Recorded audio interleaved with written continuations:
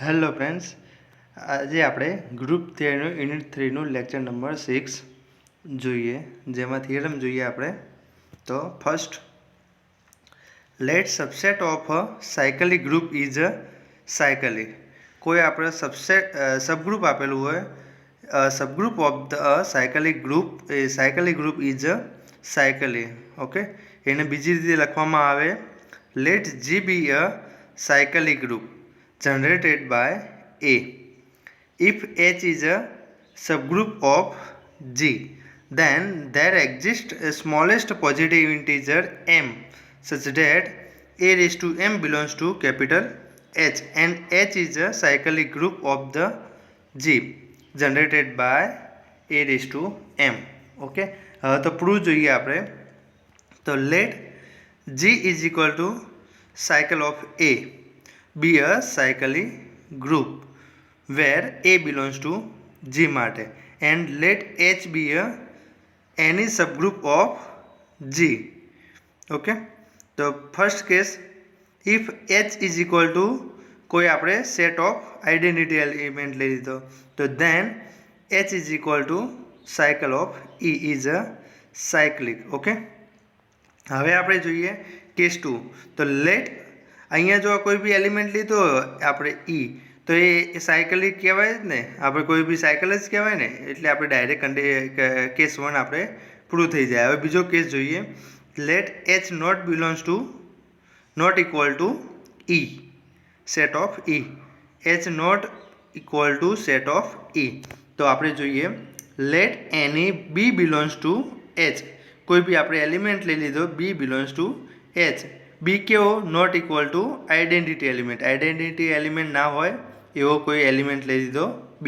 તો આપણે since H subset of G, આપણે H સબસેટ ઓફ G કરીએ તો and B belongs to H આપણે કીધેલું હોય, પણ H સબસેટ ઓફ G હોય, તો અહીંયા આપણે H સબસેટ ઓફ G લખી શકીએ. તો આપણે શું લખી શકીએ? B બિલોંગ્સ ટુ G લખી શકાય. અહીંયા B બિલોંગ્સ ટુ G લખી શકાય. Is equal to A raise to n belongs to Z માટે. ઓકે, તો અહીંયા આપણે લખી શકીએ B is equal to A raise to m for some m belongs to capital Z માટે. ઓકે, તો આપણે અહીંયા B is equal to A raise to m.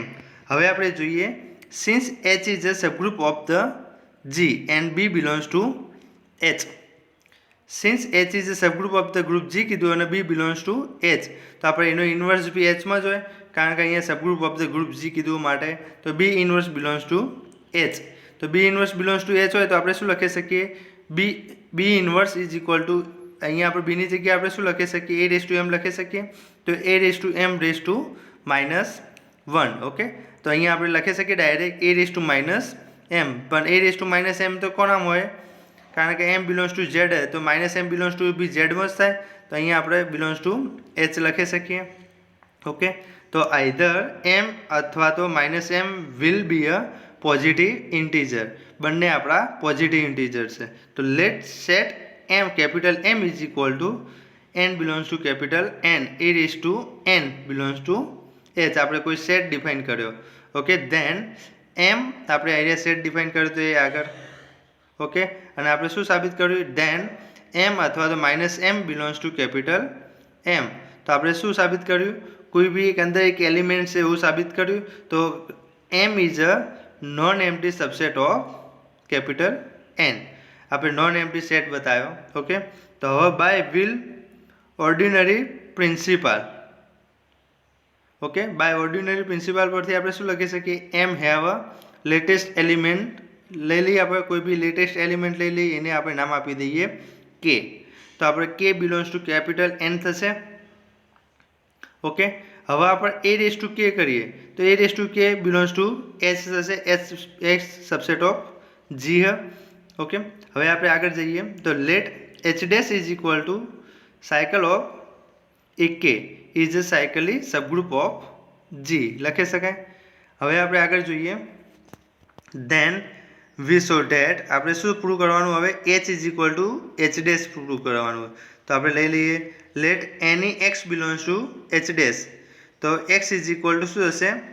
A raise to k raise to t થશે for some t belongs to Z માટે, કારણ કે આપણે class of A is equal to આપણે શું લીધું a raise to n and belongs to z લીધા એ માટે ઓકે હવે નાઉ a raise to k belongs to h a raise to k belongs to h and h is a subgroup of the group g તો આપણે શું થશે a raise to k raise two t belongs to h થશે capital okay તો આના બરાબર તો આપણે શું હતું x હતો તો x બિલોંગ્સ ટુ h લખાય ઓકે તો આપણે શું લીધું હતું x belongs to h dash લીધા હતા અને આપણે શું સાબિત કર્યું x બિલોંગ્સ ટુ h સાબિત કર્યું તો thus if x belongs to h dash then આપણે શું સાબિત કર્યું x belongs to h તો એને શું થશે h dash subset of h એને આપણે ઇક્વેશન 1 કહી દઈએ હવે આપણે કન્વર્ઝલી જોઈએ તો એની તો let any x belongs to h આપણે h લીધો હવે આપણે શું પૂરું કરવાનું x belongs to h dash પૂરું કરવાનું તો આપણે શું થશે x belongs to h subset of g થશે તો અહીંયા આપણે x belongs to g લખી શકીશું ઓકે હવે આપણે જોઈએ ઇઝ ઇક્વલ ટુ આપણે g ઇઝ ઇક્વલ ટુ તો આપણે શું લખી શકીએ ક્લાસ ઓફ a લખી શકીએ તો અહીંયા આપણે x is equal to a raise to p લખાય for some integer p belongs to z માટે હવે આપણે જોઈએ આગળ for integer p and k by division algorithm આપણે p અને k લીધા અને આપણે ડિવિઝન આલ્ગોરિધમ થિયરમનો એપ્લાય કરીએ તો શું થશે that exist integer q and r સચ ધેટ આપણે q અને r લીધા તો શું થશે p is equal two kq plus r કોના વચ્ચે હોય 0 અને k ના વચ્ચે હોય ઓકે હવે આપણે જોઈએ x is equal to a raise to p હવે p ની વેલ્યુ તો શું હોય kq પ્લસ r હે તો અહીંયા આપણે લખી શકીએ a raise two kq plus r લખી શકીએ ઓકે અહીંયા આપણે અલગ અલગ કરી નાખીએ બંનેને a raise two kq plus dot a raise to r લખી શકાય ઓકે અહીંયા r આવે પણ ભૂલી ગયા અહીંયા r આવે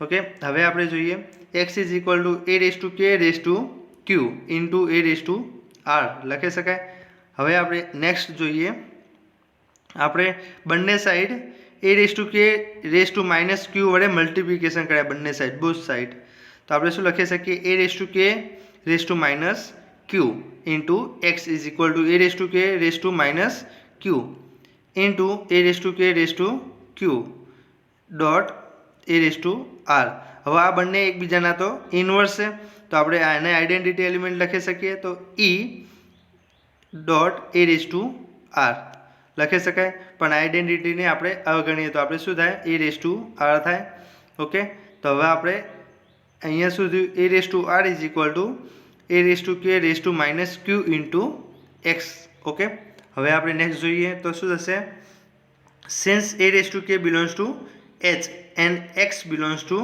h and h is a subgroup of the group g તો શું થશે a raise to k raise to minus q dot x belongs to s થશે તો a raise to r belongs to આપણે h લખી શકીએ કારણ કે આના બરાબર આપણે h લખ્યો હતો તો આના બરાબર બી આપણે h લખી શકીએ ઓકે તો અહીંયા આપણે જોઈએ હવે આપણે જોઈએ if r not belongs to 0 હોય ત્યારે 0 ના હોય ત્યારે શું હશે then 0 less than r less than k અને 0 ના વચ્ચે હશે with a raise to r belongs to h માટે તો which is a contradiction with the definition of the k આપણે k ની ડેફિનેશન શું લીધી હતી k is a latest positive integer such that a raised to r belongs to આપણે k લીધું હતું એ આપણું ખોટું પડ્યું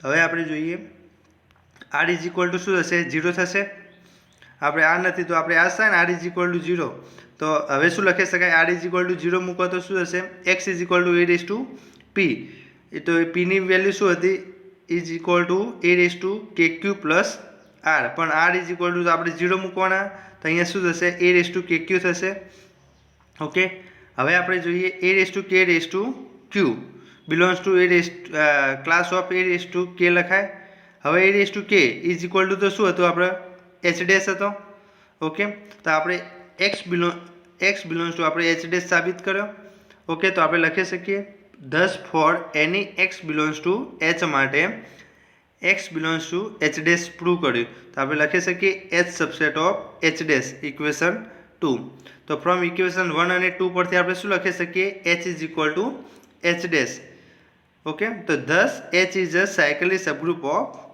G. હવે આપણે બાય કેસ 1 અને 2 પરથી આપણે શું લખી શકીએ? Any subgroup of the cyclic group is a cyclic લખી શકીએ.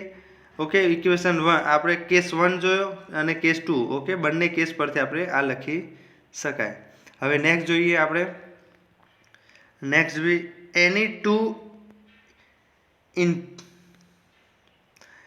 શું કીધું?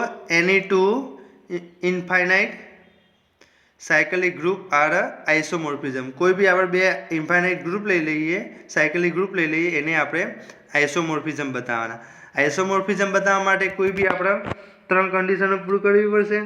1 1 1 2 અને ઓકે, એ 3 કન્ડિશનો. તો હવે આપણે જોઈએ let G is equal to class of A and G dash is equal to class of B. Are infinite cyclic group કહી દીધા. બે આપણે G એન્ડ G ડેશ બંને આપણે સાયકલિક ગ્રુપ લઈ લીધા. હવે આપણે ડિફાઇન કરીએ. Define a mapping phi G to G dash has following. આપણે આને ફોલો કરવાનું છે. તો for any A raise to N belongs to આપણે G લીધા. તો આપણે લખીએ phi of A raise to N તો શું થશે? ઇઝ ઇક્વલ ટુ Bn થશે. Phi of A raise to N કરીએ તો ઇઝ ઇક્વલ ટુ આપણે Bn લખીએ. ઓકે, તો we show that phi G to G dash is અ આઇસોમોર્ફિઝમ છે એવું સાબિત કરવાનું છે. તો ફર્સ્ટ આપણે પ્રૂવ કરીએ 1 1. તો 1 1 માટે બે એલિમેન્ટની જરૂર પડશે. તો let for any A raise to N A raise to M belongs to G. તો અહીંયા આપણે શું લખી શકાય? If phi of A raise to N is equal to phi of A raise to M. તો એને આપણે શું લખી શકીએ? Phi of A raise to N is equal to તો શું હતું? Bn હતું. તો B raise to N is equal to B raise to M. અહીંયા n આપેલી પાવર તો આપણે અહીંયા n લખવાનો, અહીંયા આપણે m આપેલું તો અહીંયા આપણે m લખવાનું. તો હવે બંને સાઈડ આપણે એ b raise to minus m વડે મલ્ટિપ્લિકેશન કરીએ.